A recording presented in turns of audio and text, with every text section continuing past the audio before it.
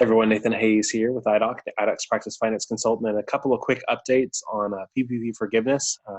It's a little late in coming, frankly, but last Friday we got new guidance on specifically for forgiveness from PPP, and a couple of things that came up that either I've addressed and changed or weren't addressed before. So let's just run through them. First off, I've been telling doctors to be very careful about offering hazard pay bonuses with the excess of the PPP money. And the new guidance says that those are absolutely permissible. And so if you've been wanting to give hazard pay to your employees who are back at work, give bonuses with the excess in your PPP, you should feel free to do that, with the one caveat that at this moment, the House of Representatives just passed a bill that would extend the forgiveness period. Hasn't gone through the Senate yet, but just know that you may have more time with which to spend it on forgiveness. So maybe you don't need to just pay it all out now to get ahead of it. More to come on that as it's known. And if your time's running up, you may go ahead and spend it just to get it out the door and know you're covered. But you are allowed to pay hazard pay and claim forgiveness on that to your employees.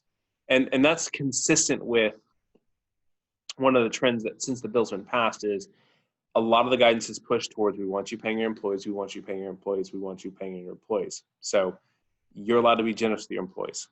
Now that comes with a other side, which is a new bit of guidance that came out that said owners, if you claimed income under PPP and you're capped at the lesser for cash compensation of either $15,300, I think it's $85, basically the annualized rate of $100,000 over 8 weeks, so 850 seconds of $100,000, or an annualized rate of your salary from the business in 2019.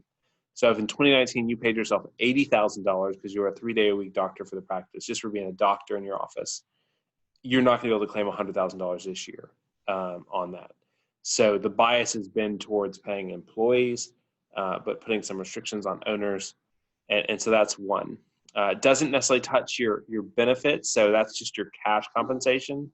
Although if you, and I'm sorry to the people that had to do this, but if you didn't claim your income and your first application went back and applied as self-employed, self-employed people are straight up capped at $100,000 or an annualized rate of your income from the year before, and it's understood that your benefits are paid out of your income. So if you had to apply as a self-employed owner, which is not most of you, but some of you did, one more time, you're getting a little bit of the short of the stick on this bill. So, but owners, just bear in mind, and this has come up a couple of times, if you are salarying yourself under $100,000 a year for 2019, even if you raise it this year, you're going to have less forgivable benefit from the PPP for your own income, not touching your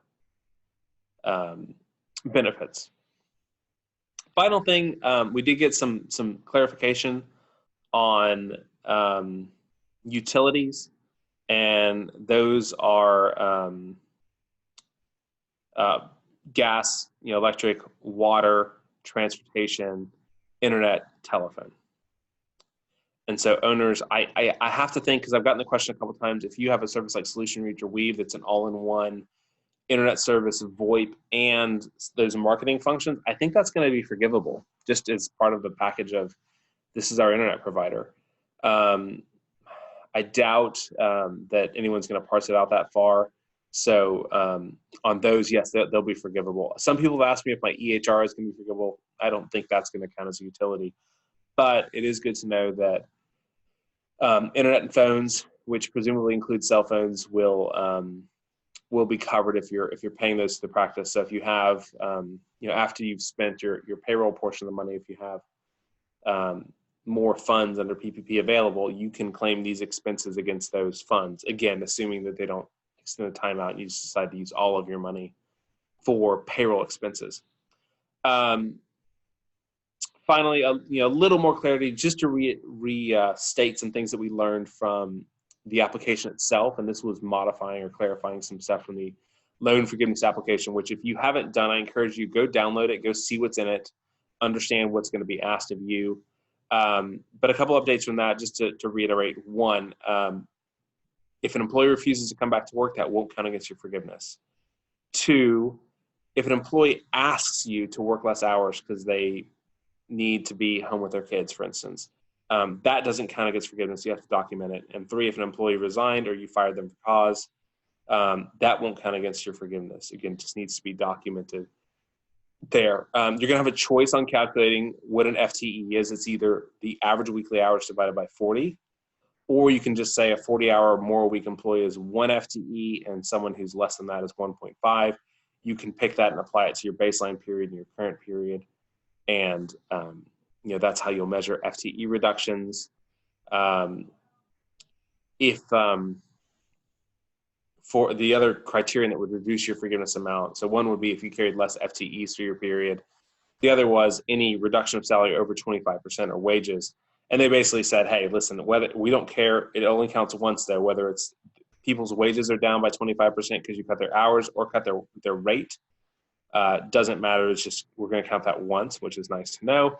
And for both of those criteria, you still have the ability to, if you restore everyone's hours or wages by June 30th, they've reiterated this, still eligible for full forgiveness, even if you didn't have them through the covered period. Obviously, what's going to be forgiven is just what you spend. So if you spent less than the loan amount because you carried for your employees, fine. You can still get forgiven for what you spent, and then just pay back the rest. And again, bear in mind that if you didn't carry your full staff of the period, but you get them back by June 30th, but you did have full rents paid and utilities, they're only going to forgive up to 25%. Excuse me, I always get this wrong. Only up to 25% of your forgiveness can be for non-payroll expenses, so utilities, rent, mortgage interest, if that's applicable to you.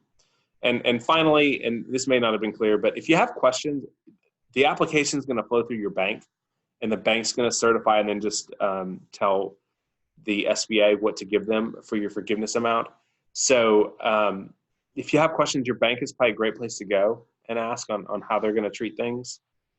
So that's the big updates. I think the biggest outstanding questions,